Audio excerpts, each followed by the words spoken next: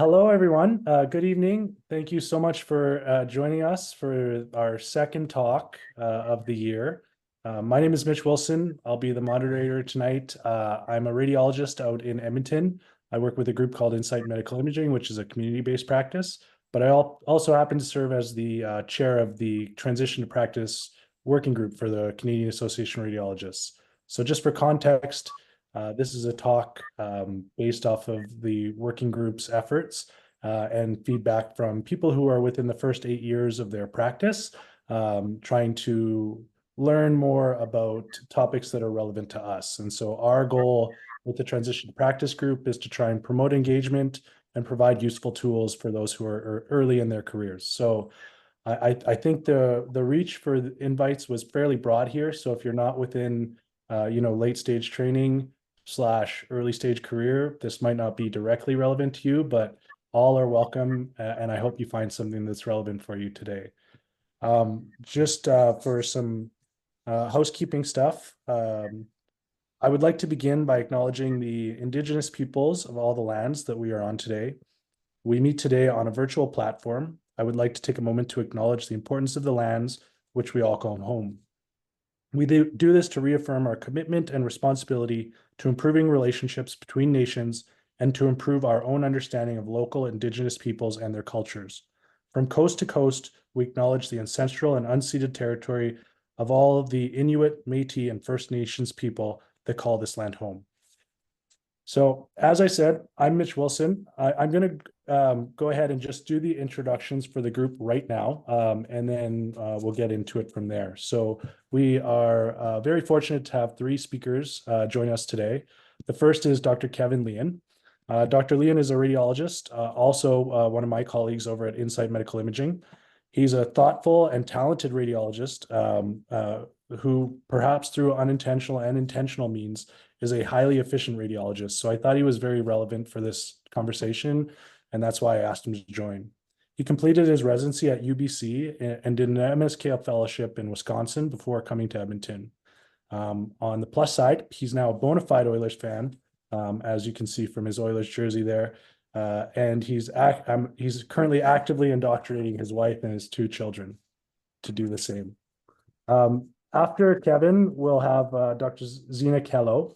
Dr. Kellow is trained at McGill and then completed a women's imaging fellowship at UCSF. She has spent 15 years working in the community and academic centers across 3 provinces.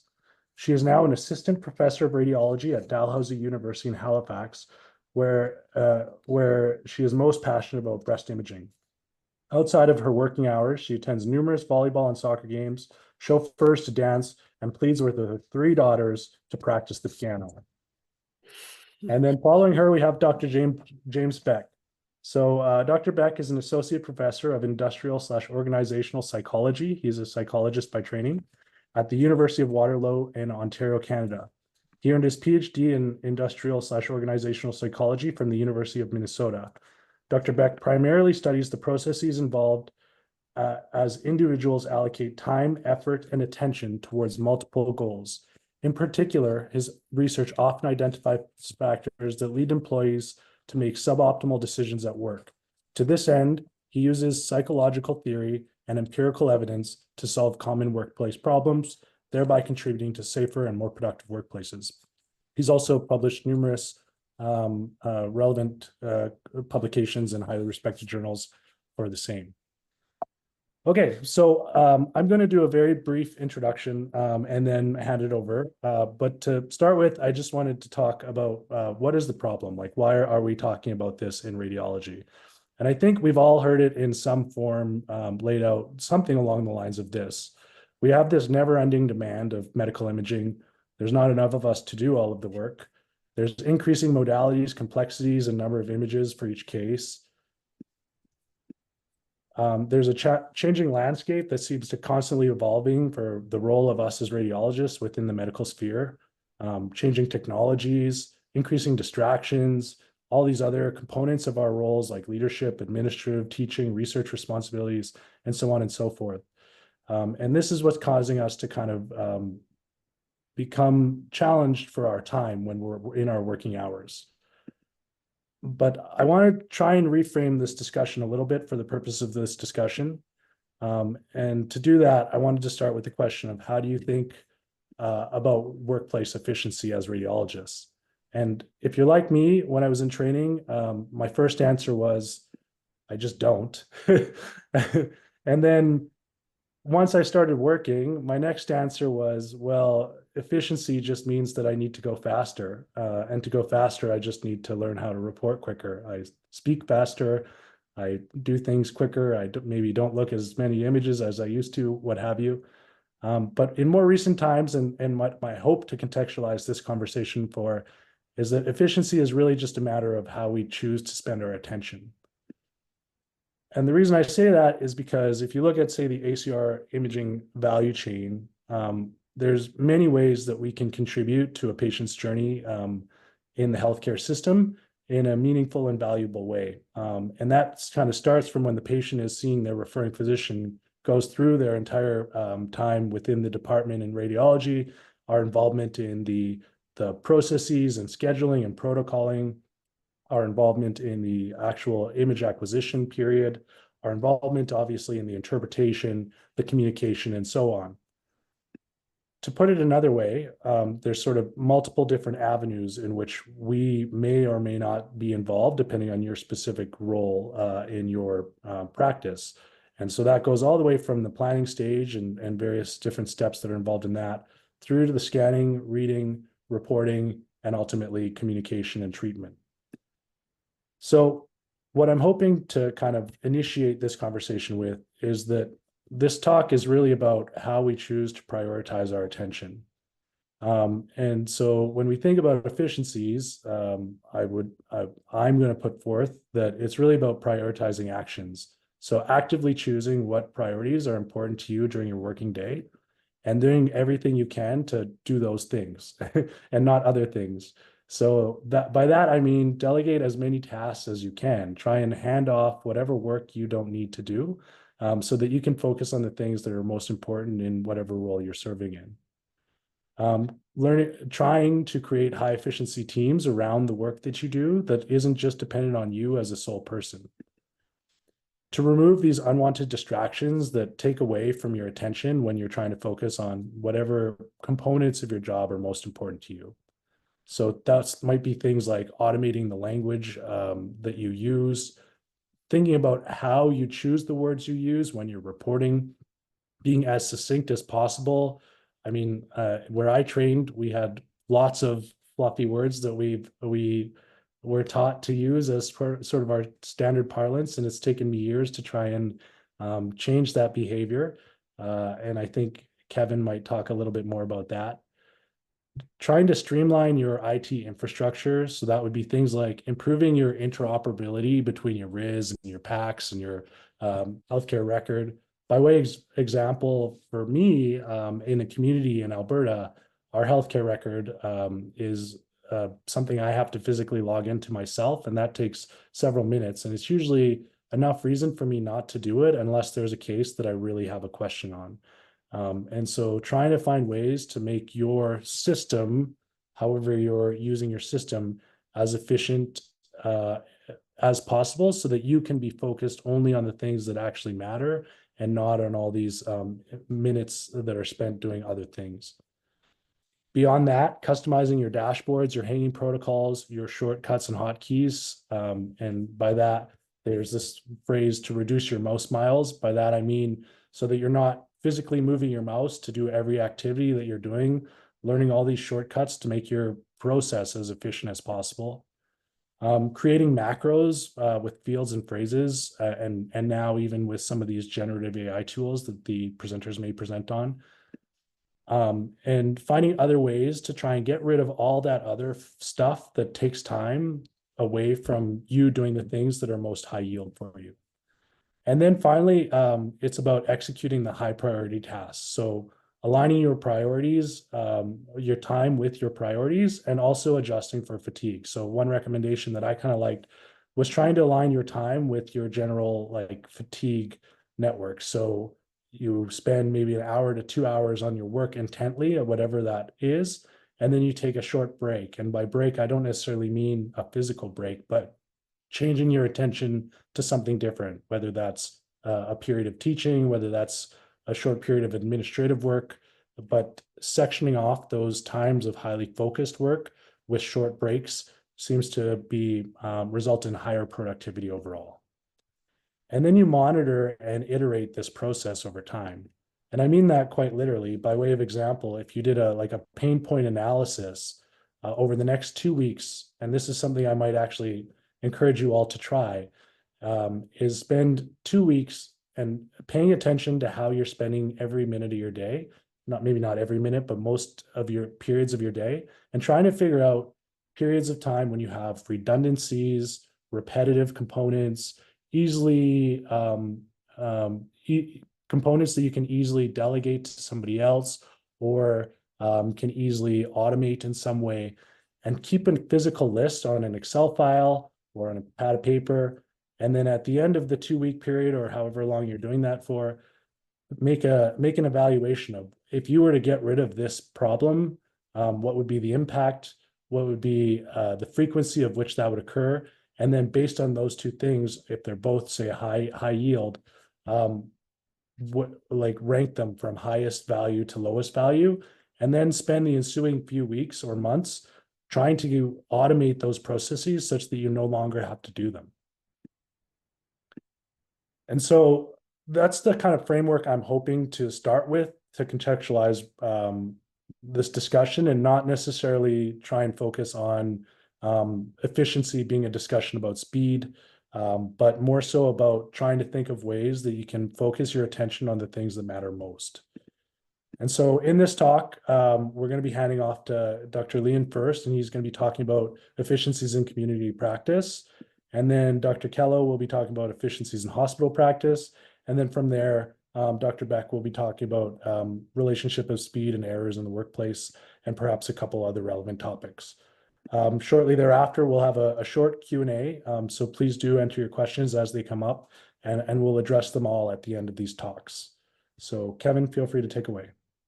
Oh, also, sorry, if you guys wouldn't mind just taking a picture of this and providing us feedback at the end of this, we'd really appreciate it. It helps us a lot on the transition to practice working group side in terms of trying to improve our talks in the future and provide you content that's really relevant to the things you're looking for.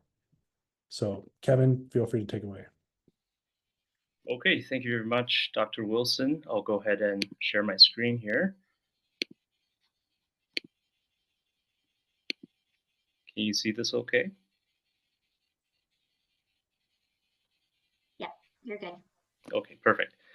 Hello, everyone. Thank you for attending the session. My name is Kevin Lian. I've been working as a community radiologist in Edmonton since 2018. Completed my residency at University of British Columbia in 2017, followed by a one-year fellowship in musculoskeletal imaging and intervention at University of Wisconsin-Madison. So what does my practice look like? I work in a group of 30 radiologists serving nearly 20 clinics in Edmonton and the surrounding areas. We provide a broad range of imaging services, which are listed here. While many of our radiologists have fellowship training, the majority of our work fall under the category of general community radiology. Our daily volume typically ranges from 150 to 170 cases, with the bulk being ultrasound and X-ray studies. It's a moderately busy practice, though certainly not the highest volume out there.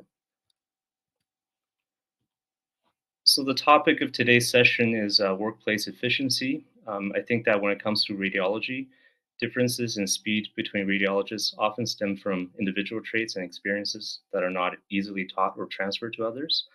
So with that in mind, I prefer to focus this talk on efficiency improvements at the systems level rather than the individual level.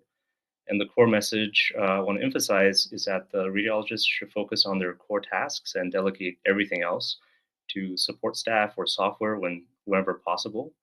I will show some examples to illustrate what I mean here. So how can we leverage our staff? Here are a few examples of ultrasound worksheets that may look familiar to you. I remember that during my residency training, most ultrasound exams were accompanied by handwritten worksheets from the technologists. Not only does this require radiologists to decipher handwriting, which adds unnecessary cognitive load, but we also end up dictating the same information just to transfer it into the final report. So this process is quite tedious. It takes up valuable time that can be better spent on other tasks. So how we solve this inefficiency is to have our technologist fill out an electronic worksheet instead. Findings are directly entered into our radiology information system, and from this, a report is automatically generated. The findings are clearly transcribed and highlighted, and you don't need to dictate mundane things like liver is normal or spleen measures so and so. With this, you're leveraging your technologist to generate the report for you, and this is probably one of the biggest time savers for my day-to-day work. This is especially useful in complex cases. Just as an example, this is a thyroid ultrasound with multiple nodules detected. All of the findings are conveniently auto-populated into a report on the right, which saves tremendous amount of time. I can't imagine ever going back to the days where I would have to dictate all the descriptions and measurements for each of these individual nodules. Here's another example of how we leverage our technologist. For those of you who report automated breast ultrasound, you're familiar with large number of images that one has to scroll through. We decided to leverage our experienced breast sonographers who are exceptional at finding breast lesions to pre-read these cases and annotate all their findings. Again, a report is automatically generated from the worksheet, and radiologists will still have to go through all the images, of course, and make edits to the report as needed. But having a tech as a second reader who drafts the report makes the reporting process much more streamlined. Transcriptionists are also very useful. Most of us are trained in the hospital environment using voice recognition software. For many, transcription seems quite antiquated, but for community work where cases are simple, transcription allows you to avoid spending time hand editing reports. There's no need to fix spelling, punctuations, formatting, etc. It may not be suitable for complex hospital work, but for community work that I do, I think I'm probably twice as fast when using transcription compared to voice recognition.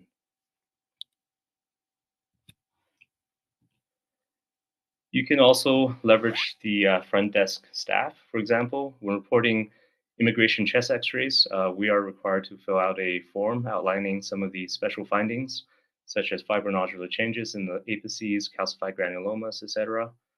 Our radiologists used to do this by hand, where you have a large stack of paper forms to work through. Now we simply dictate using a standardized template for these immigration chest x-rays, and our staff will fill out the paperwork based on our reports, which allows radiologists to avoid unnecessary paperwork.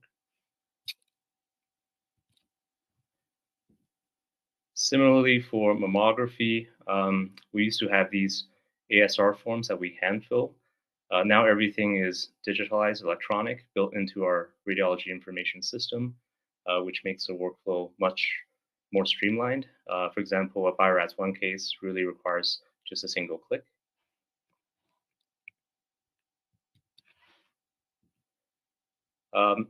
Next, I'd like to briefly touch on AI software. So AI has become a buzzword in recent years, and for good reasons. It holds real potential to enhance diagnostic accuracy and improve efficiency.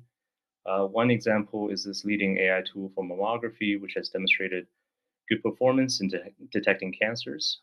You can see that it uses a heat map to label suspicious areas and assign a score which quantifies the likelihood of cancer. So we've experimented with it in our practice and found it quite helpful in two ways. One is to identify cancers that might otherwise be missed, and the other is to provide us with reassurance for cases that are negative. So when an AI flag a study as normal, it can give the radiologist added confidence to move on to the next case quickly, which reduces reading time. We also tried out AI detection aid for chest x-ray. So this is a software that can diagnose 10 common chest conditions, which are listed here. Diagnostic accuracy was quite good. However, in its current form, we haven't observed a noticeable improvement in our reporting speed. but it will certainly get much better and more powerful in the years to come. I think AI is getting quite good at differentiating normal versus abnormal cases. So it can potentially enable this pathway where you can segregate normal and abnormal cases. This way you can go through the normal pile quite quickly, and some software can even auto-generate normal reports that you can simply sign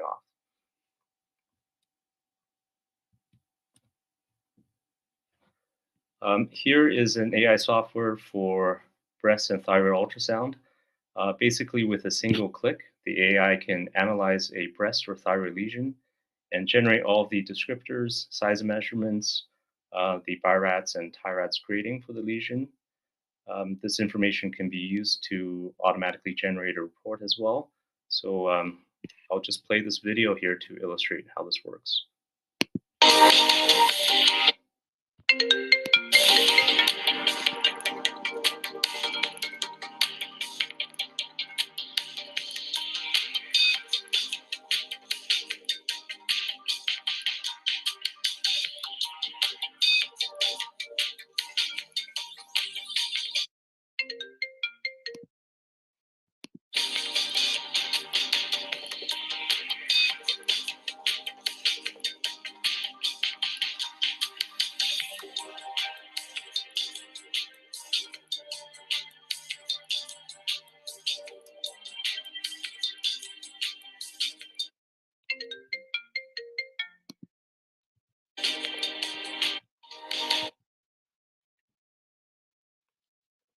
So AI is also being utilized in reporting software.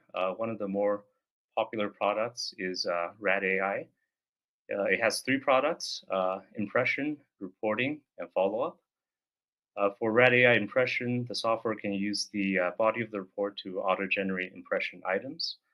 With RAD AI reporting, you can dictate findings in an unstructured fashion, and the software can use the unstructured content to generate a structured report. As for RAD AI follow-up, you can simply dictate the interval change, and the AI can generate a full report by pulling information from comparison report. And here is a video demo for this. Over here on the left-hand side, what you see is a radiology reporting solution. You can see that there's different sections. There's the findings, methodology, impression section. To make the demo a bit faster, we actually pre-populated the findings section. Unlike most doctors, the reporting solution is the main software that the radiologist is operating on. They don't actually go into the EMR, electronic health record, that much. They actually stay in this solution. On the right-hand side, you can see there's RAD AI Omni.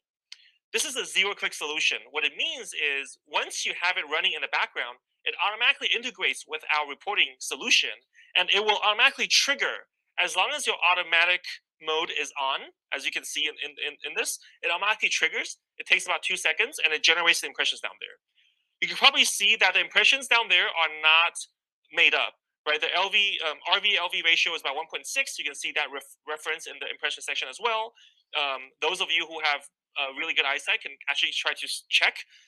We marked the ones in green, just the key ones in green. You can check. Those are all reflected in the proper specifics in the impression section.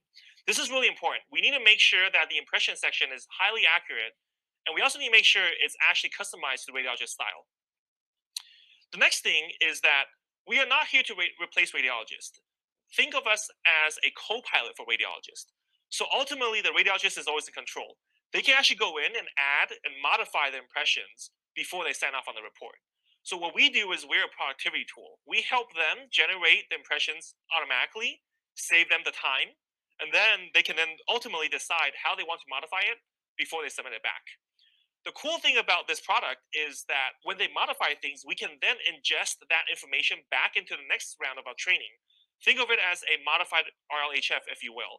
We can then take the signal from the radiologist, how they modify the impressions, bring it back to the next round of training data. Now, why are we satisfied with just Omni impressions?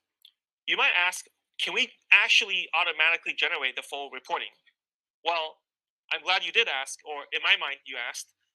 That is what we're doing next. Recall our, what is the new workflow here? Instead of dictating the full report word for word, they can actually just dictate key findings or even deltas between the last report and the current report, and we can then automatically generate the full report for them.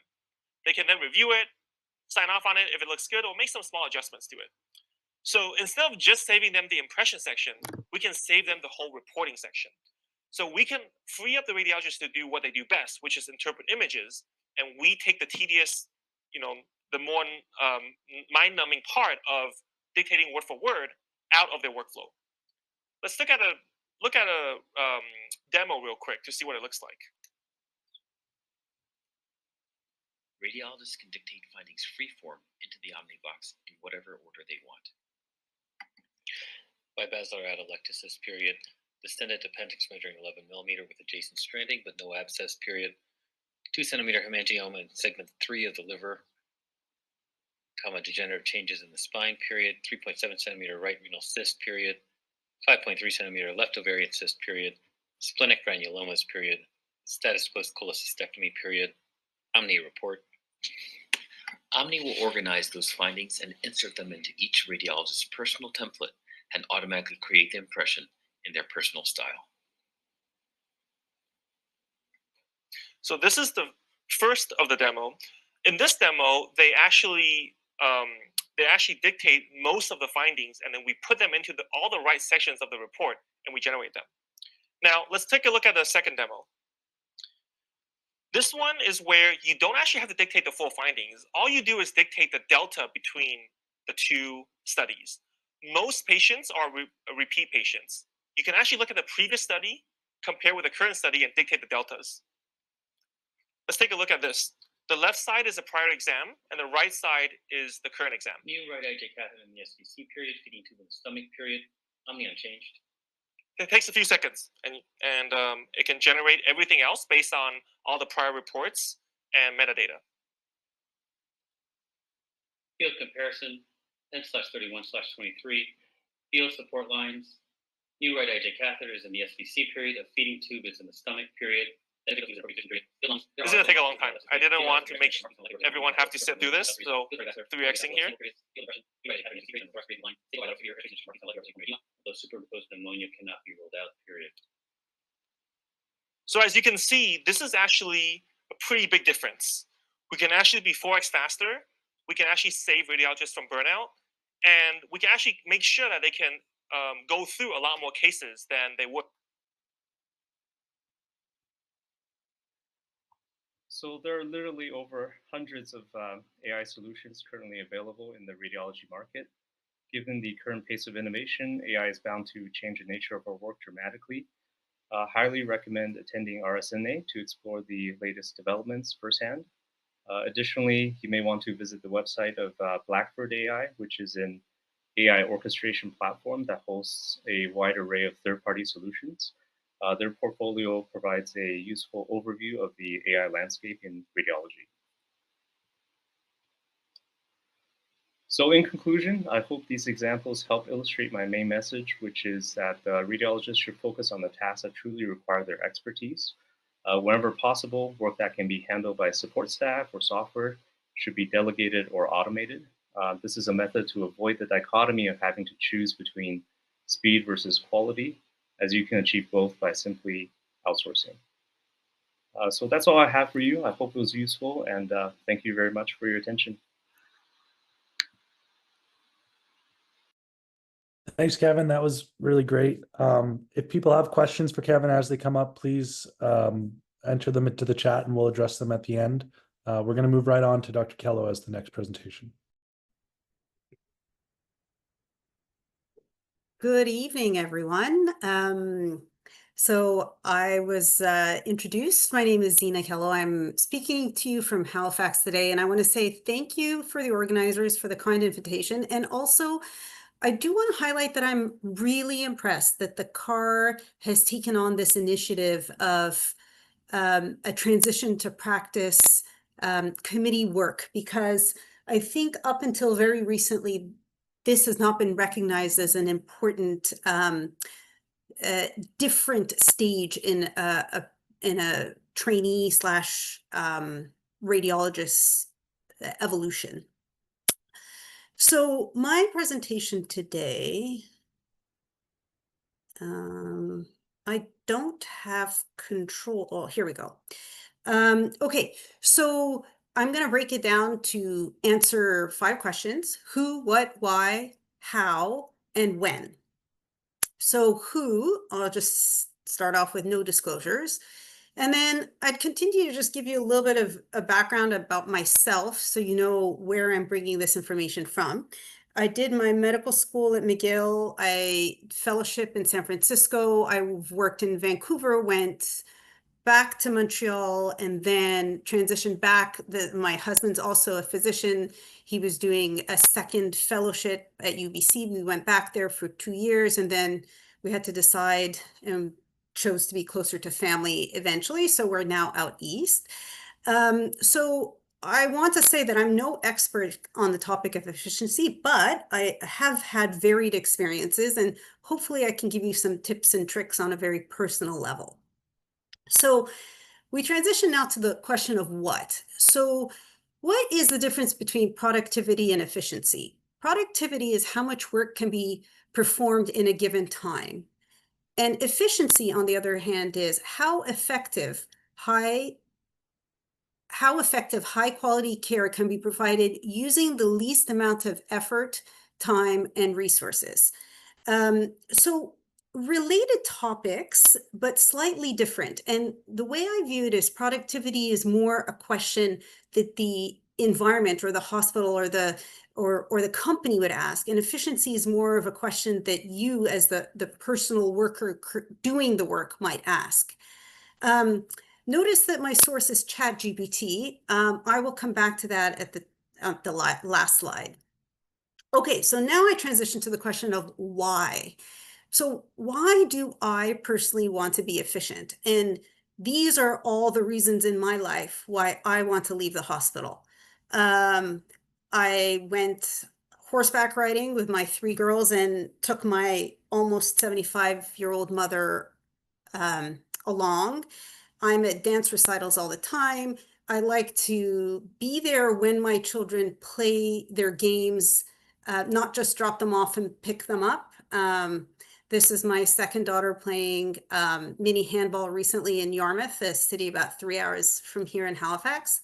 And then we love to travel. So this is my youngest holding up the Eiffel Tower. My eldest is right here winning a volleyball tournament earlier this year. And then this is my husband who loves the winter and was bringing a new family member into our lives for a few weeks. Okay, so now the meat of the matter, the how. And this is sort of a summary slide of what I'm going to be talking about. So how can I be more efficient at work?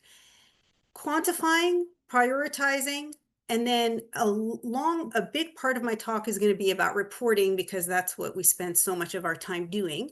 I'll talk about the environment. I'll talk about the actual words that we use. I'll talk about leveraging technology. And then given that this talk was meant to be about hospital practice, I wanted to add also teaching and research as part of the academic portfolio for a lot of hospital-based radiologists. Okay, so quantifying. I am a big fan of the to-do list. It's really hard to know what you have to do or how to prioritize doing it if you don't even know what it is. I also am a big fan of parceling into manageable size tasks. I personally have a daily work list at my workstation. And it can be a recycled piece of paper from the blue bin, or it can be a Post-it note or whatever it is. And what I find is, as I'm working, there are constantly little things that pop into my head that I need to do.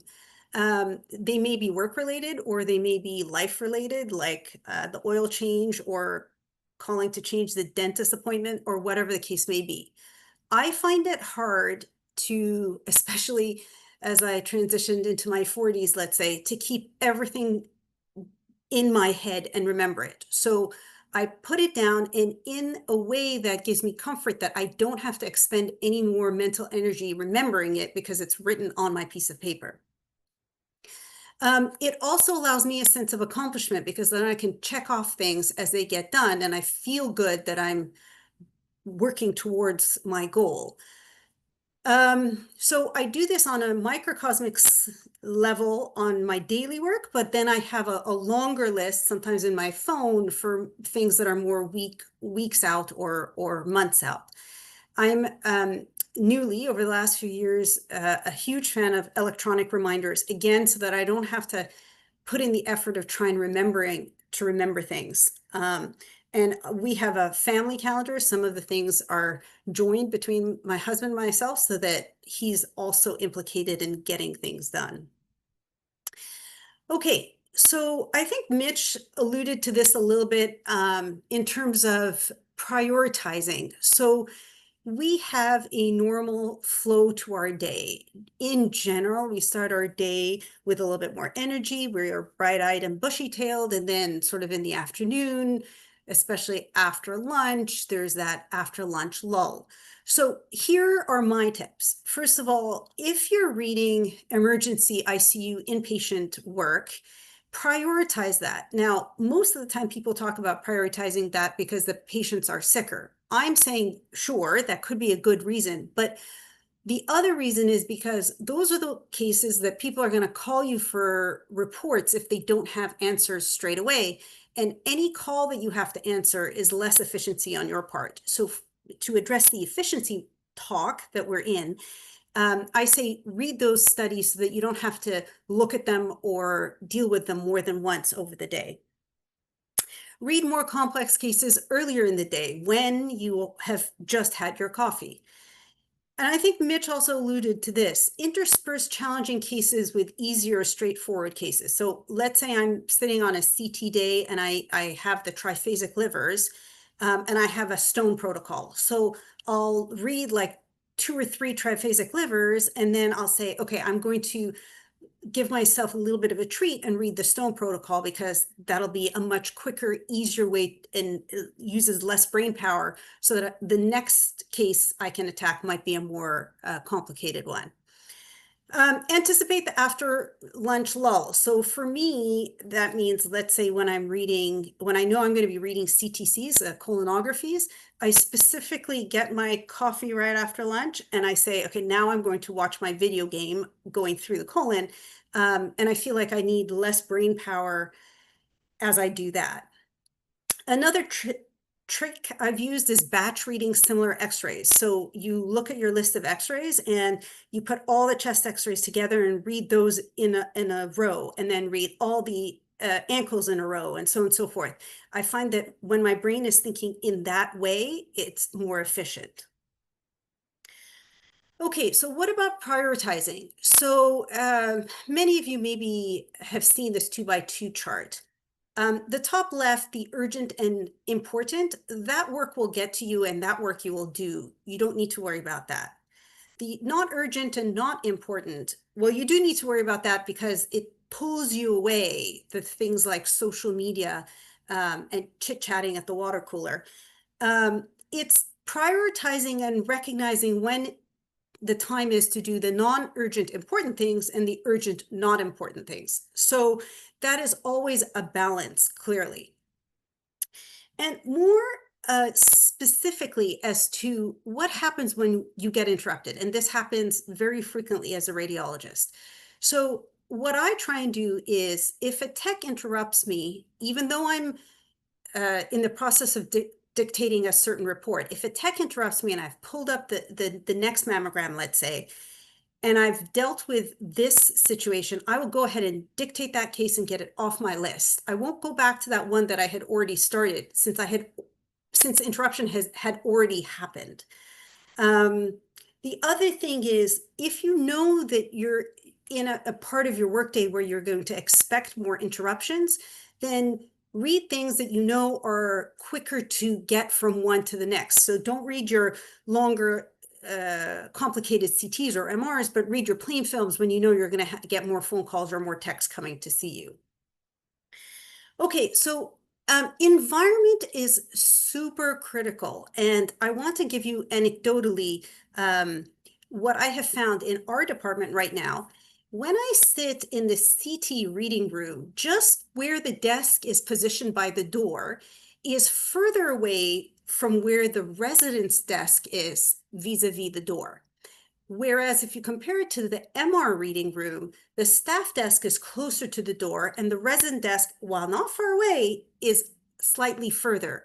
And simply that, the positioning of the desk means in MR, I personally am interrupted a lot more, whereas in CT, there's someone in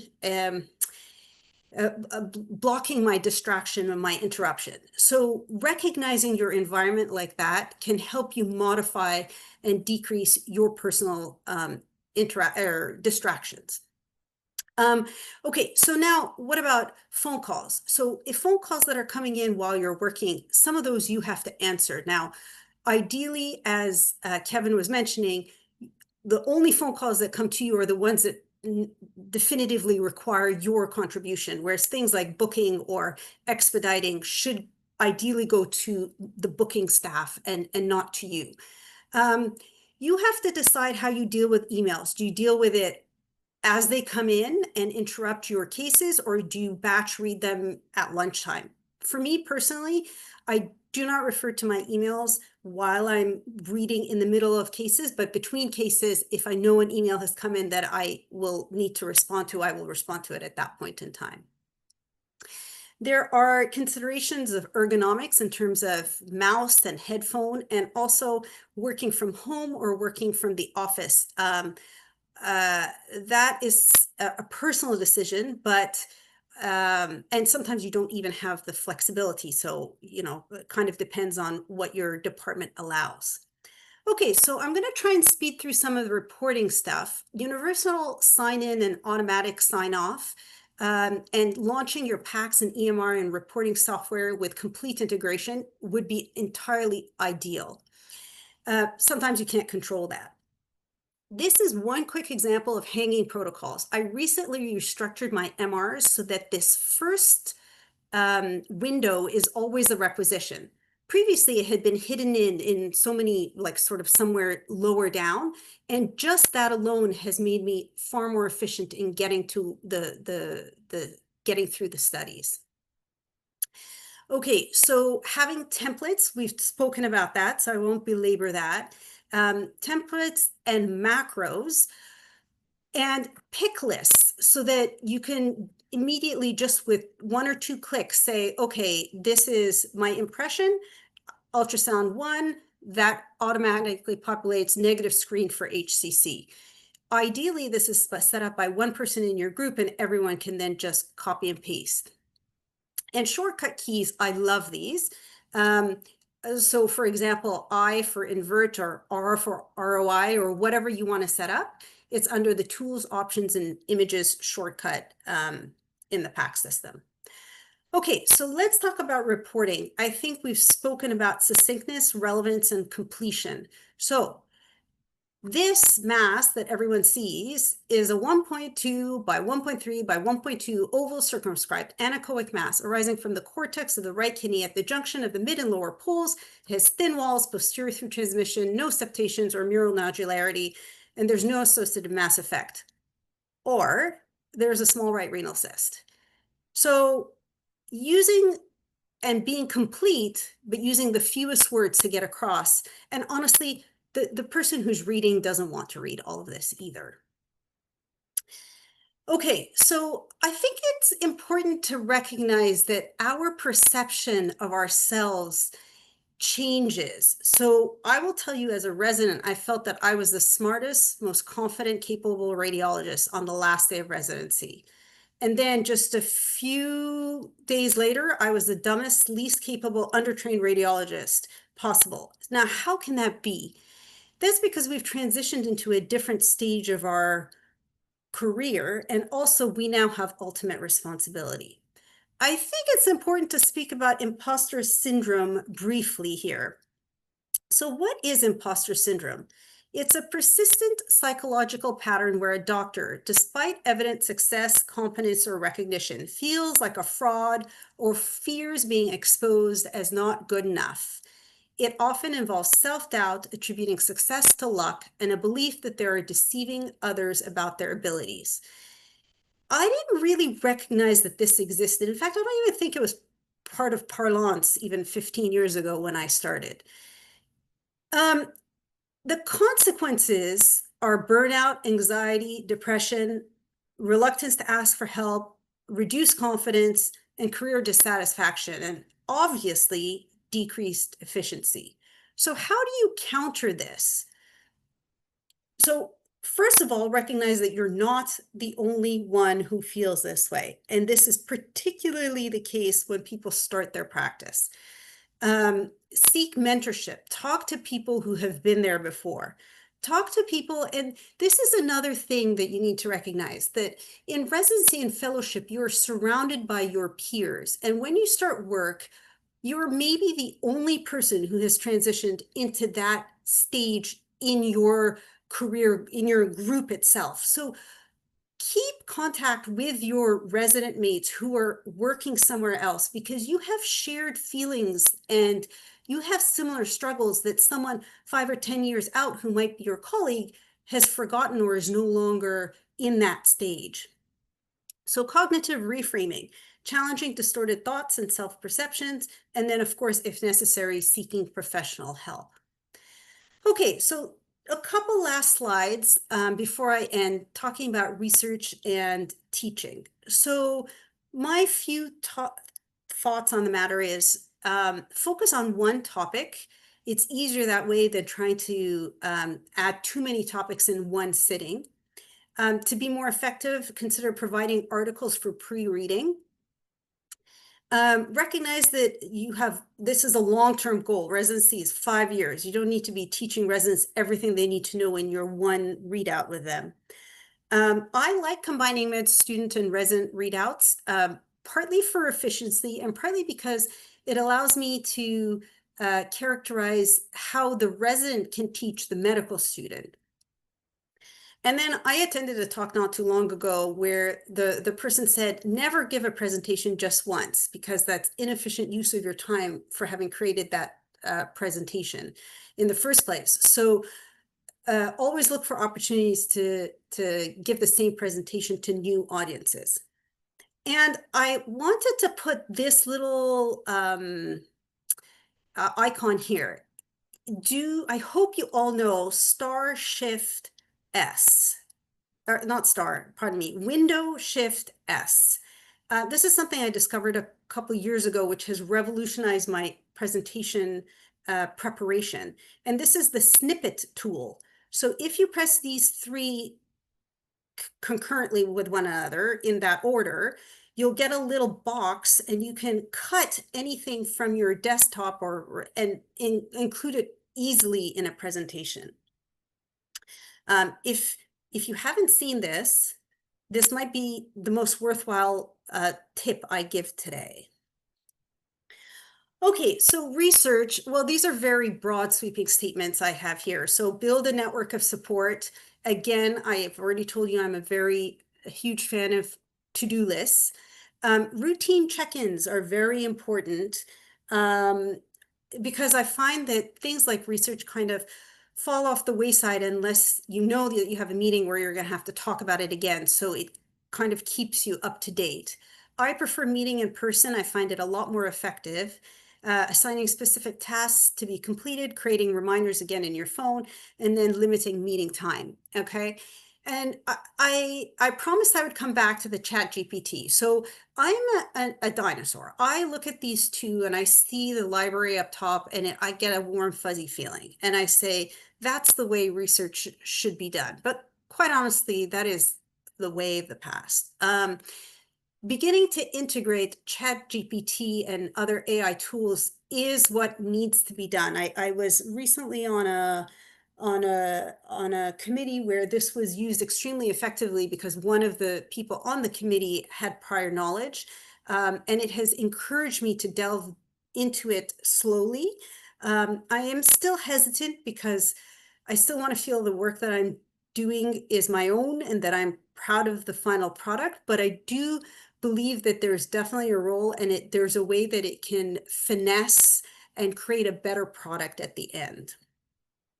So in summary, I think a lot of people have seen this pictorial of a radiologist day, and I guess the take home here is that it looks very similar at lunch, frustrated, at a break time, tired, going home, and so on and so forth.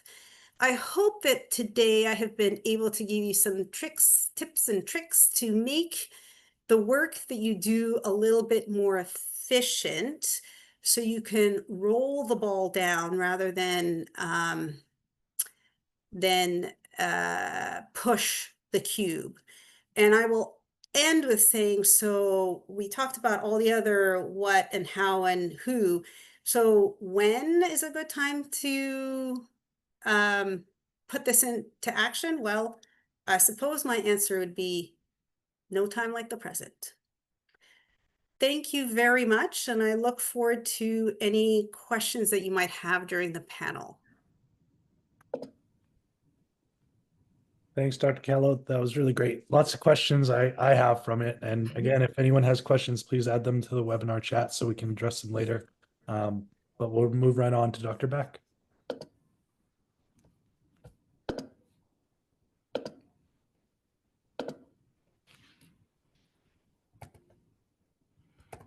Okay, how are we? Can we see my screen? Yep, everything looks good. Okay, thank you. Yeah, thank you for having me. My name is James Beck. As they said at the top, I'm an associate professor at the University of Waterloo in the Department of Psychology. I study industrial organizational psychology, which is the application of psychology to the workplace. And in particular, my work is in the domain primarily work motivation, which is I'll define as the allocation of time, energy, attention, any types of resources that we have like that across the multiple demands that compete for them in the workplace. And even more specific than that, much of my work is in the domain of workplace safety, where I'm looking at this decision about allocating resources, but in this case, it's usually in the trade-off between speed and safety, or even more broadly, accuracy or mistakes. Much of the workplace safety literature takes a between subjects point of view, looking at what makes one worker safer than another.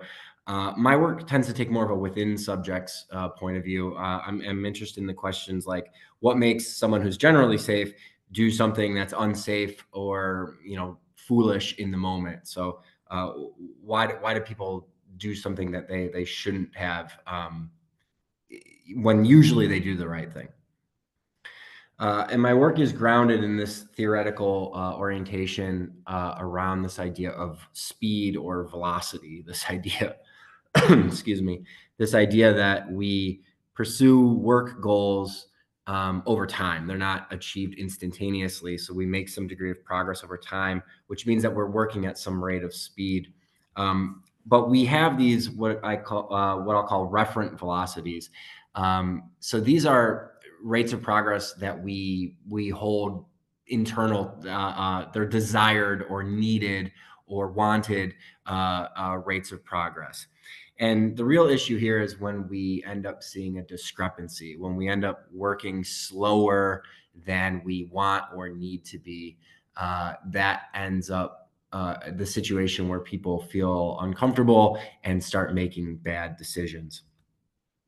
And so I'll just introduce a few premises that kind of ground my work. And one is that people are sensitive to these speed discrepancies. There's a lot of research showing this, and it's intuitive as well. I think we have needs to meet deadlines, so we need to work at a certain pace, but also we have previous experience with tasks. We have expectations for how fast things should go.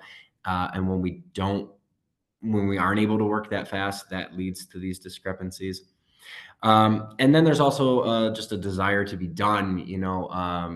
In the previous talk, we heard about why do I want to be efficient? And it was, I have family events that I want to attend. There's often work tasks that we just want to get done because we have other things we want to do, or maybe because the task itself is unpleasant. The second kind of big premise is that people use shortcuts to increase their speed, and we've heard shortcuts talked about in a few of the talks, and I'm talking about shortcuts here, and in those talks, shortcuts were talked about in a very positive way, and I agree with the previous presenters.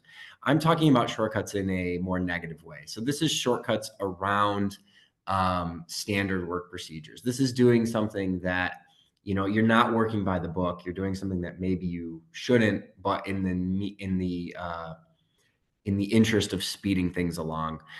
So this is a deliberate trade-off of safety for speed.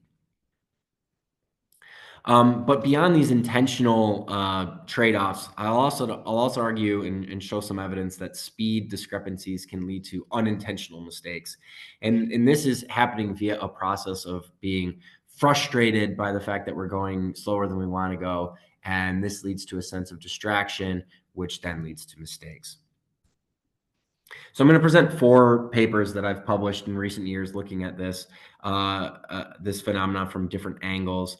The first one addresses the overall premise here, and that is that this idea of velocity, or working the degree to which we're working slower than we feel like we should be, leads people to take unsafe shortcuts at work. And this paper shows that this happens via 2 processes.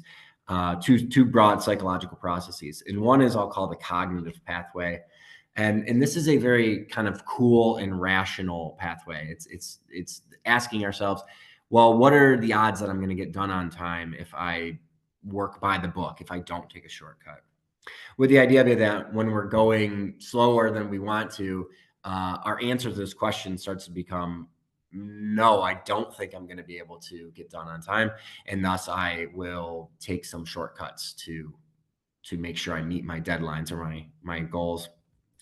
But the other pathway is a more hot or emotional pathway, and I'll call it frustration, but it could be any sort of these emotions like anger, irritability, annoyance, exasperation. It's the idea that going slower than we want to be going leads to these feelings of frustration, and that frustration is unpleasant, and we look for ways to relieve those emotions. Some of that might be by trying to go faster with shortcuts.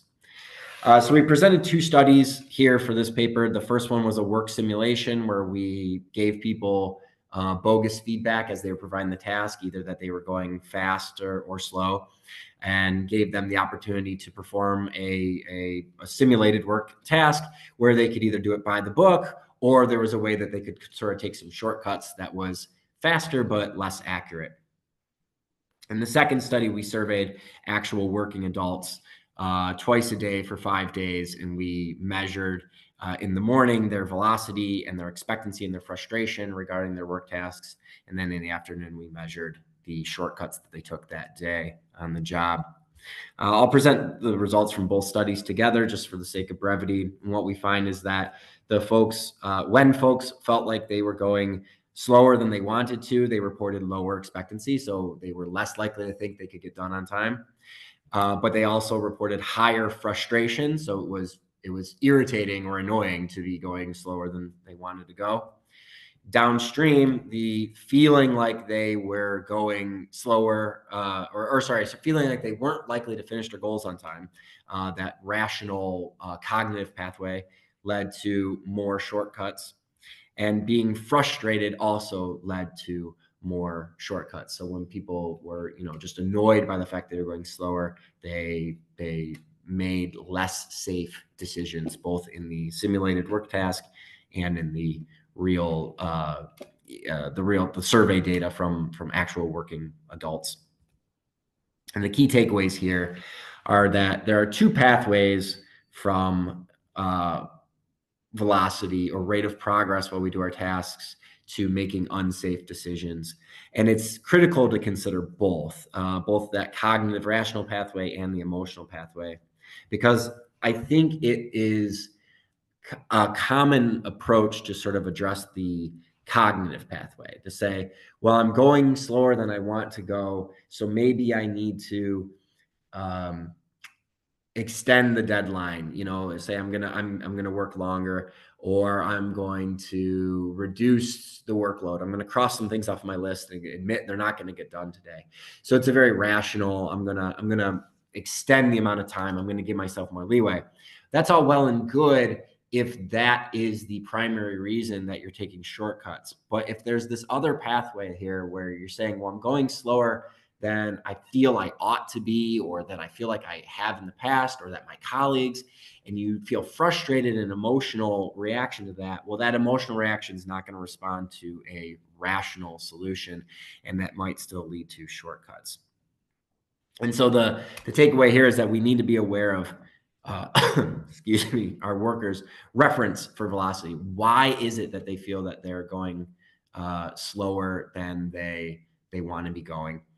And how might messaging that comes from management or leaders be affecting those types of reference? That latter question leads to the second paper that I want to talk about. Here, it was another work simulation. It was an air traffic control simulation. So it was not quite as complex as the one that's on the screen there. It was sort of a stripped down air traffic control video game that we made where participants needed to give commands to the airplanes to land them on time. And they could give commands to the airplanes to either kind of stay on the standard flight paths, or they could take shortcuts and go through these what we called shortcut zones. And we had them do several trials of this task.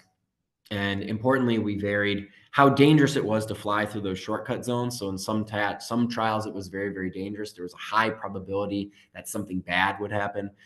We called it a near miss. And if that happened, the participant lost some of their money that they were earning for doing the task. And we also varied how much workload there was. So how many planes needed to be landed. And when there were more planes needing to be landed, obviously there was a need to work faster. So first off the bat, people were responsive to the danger, the hazardousness. So they engaged in more shortcuts when it was safer to do so, and less when it was not.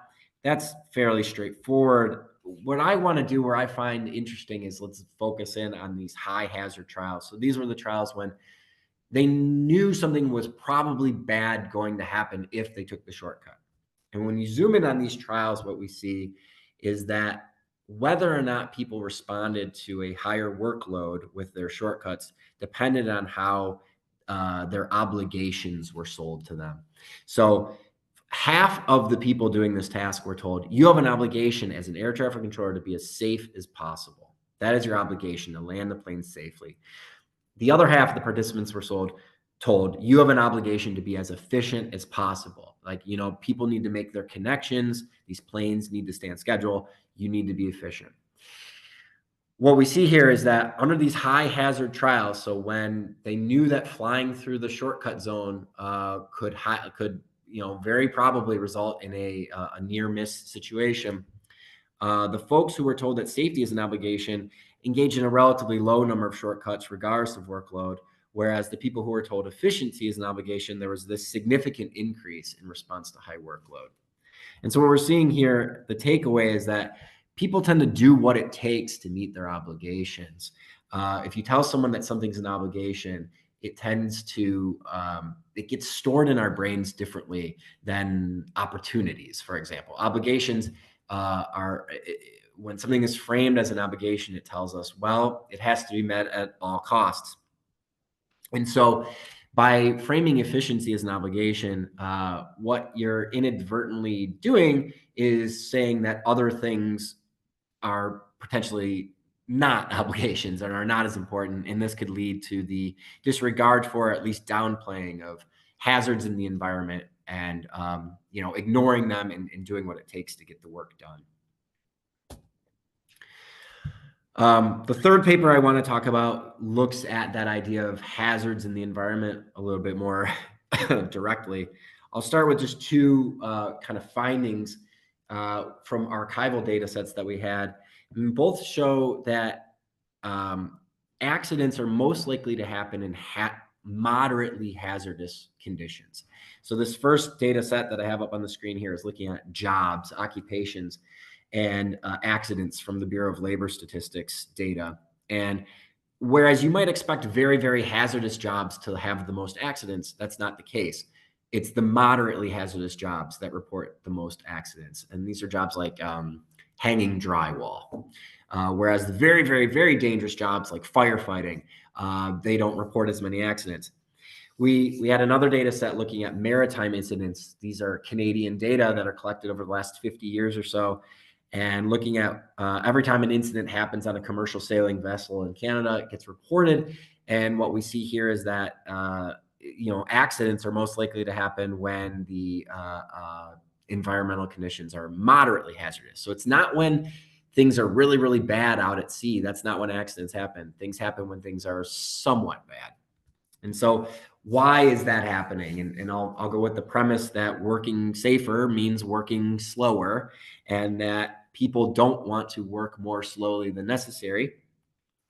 And because of that, people adjust how safely they work. They adjust their safety behaviors based on the hazardousness of the situation. So we saw that in the previous study where people were more apt while doing the air traffic control simulation to take shortcuts when it was relatively safe to do so. There was relatively little hazard in doing so. And when there was more hazard, people curtailed that behavior.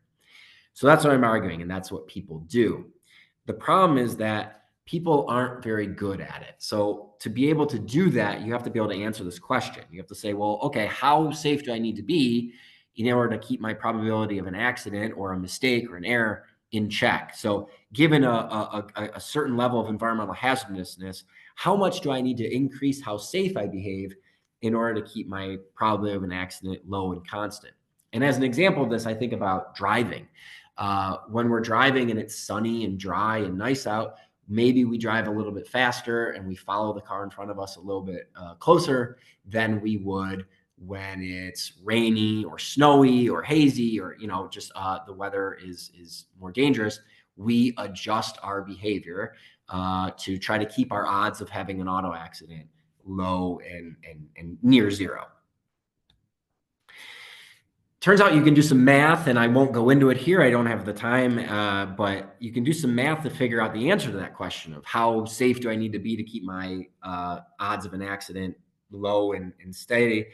And the answer is that in response to a relatively small increase in hazardousness, you have to increase your safety behavior quite sharply. Just a small increase in how dangerous the situation is means you have to be far more attentive to that danger in response in order to keep your odds of something bad happening low. What do people actually do? I don't think that this pattern that I showed here is very intuitive. Instead, what I think is more intuitive is that people respond proportionally to danger. And so we ran two more work simulations. One is where they were, both are essentially video games, but one is where you're acting as a forklift operator and putting crates away in a warehouse. The other is where you're working as a foundry manager and you have to manage several gauges. Both studies allowed us to have people do multiple trials under varying levels of hazardousness and allowed us to watch their safety behavior to see how many shortcuts they took. And what we found was that the typical or modal response to an increase in hazardousness was, as shown on the screen here, it was linear. It was a proportional response. You can see person one from the first study reacted in this way, that in response to a small increase in hazards, people increased their safety behavior a little bit. There were some people who did seem to exhibit what's this called the required response according to the math. Number 45 here is an example. But most people looked more like the red line than the blue line. Because of that, most people had that inverse U pattern between hazardousness and accidents. They experienced the most accidents under moderately hazardous conditions. So even though they adjusted their safety behavior, they didn't do so enough under moderately hazardous conditions. in order to keep their odds of an accident low. On the other hand, the people who did have that sharp increase experienced a relatively low level of accidents across all levels of hazards. And we found the same pattern in both studies. The takeaway here is that if you are using environmental hazardousness to sort of modulate your speed, you say, I'm going to go faster when it's more safer, and I'm going to go slower when it's less so. And I think that's a very common thing to do. But you respond to hazards in this proportional way, then you will end up having the highest level of accidents or mistakes or mishaps under moderate levels of environmental hazardousness. And instead, in order to keep your those odds of an accident low and near zero, you need to have this sharp nonlinear increase in your safety behavior in response to relatively small increases in hazards. I'm going to talk about one more paper. I'll try to be brief here. Up till now, we've talked about when people experience this slower than desired progress, they do something consciously. They make a decision to work faster, and that is often done by taking these shortcuts around rules, procedures, the way it, quote unquote, ought to be done. What I'm going to argue here is that slower than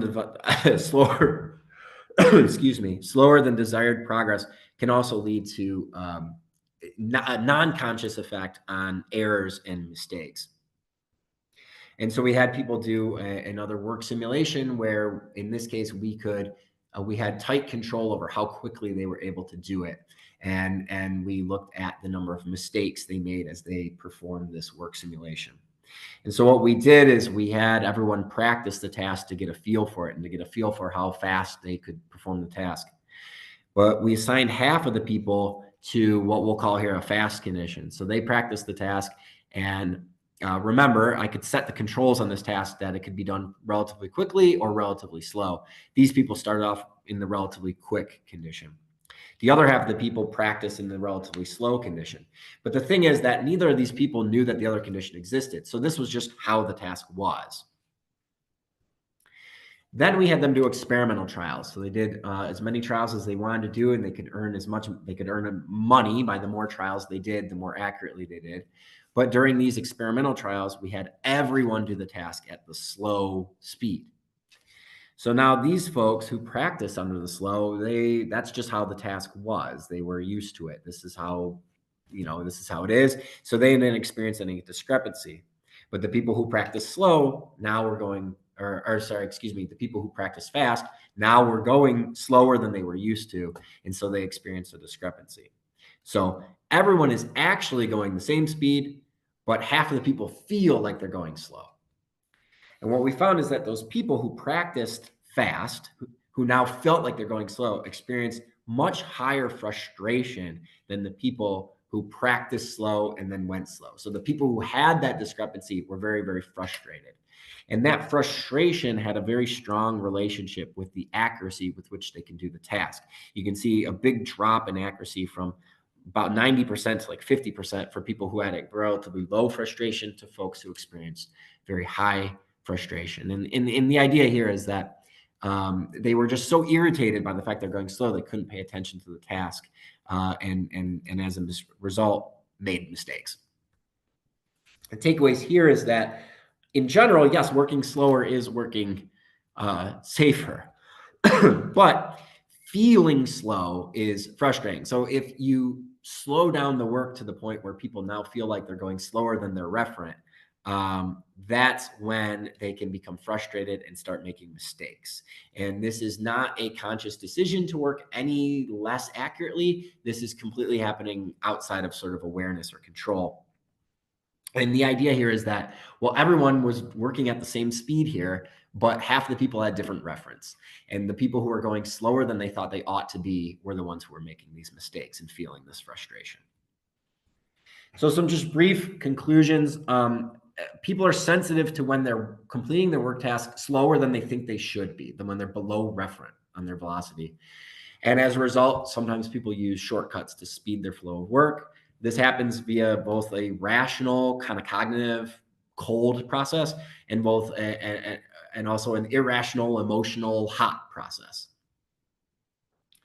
When we frame being efficient as an obligation, that can have unwanted consequences of saying that other things should be put to the side, like accuracy or safety. People try to speed things up when they feel like it's safer to do so, and they slow down when they feel like it's more hazardous. The problem is that I mean, people tend to be pretty bad at doing this in the moderate range of hazardousness. And so the most mistakes and accidents tend to happen in that moderate range.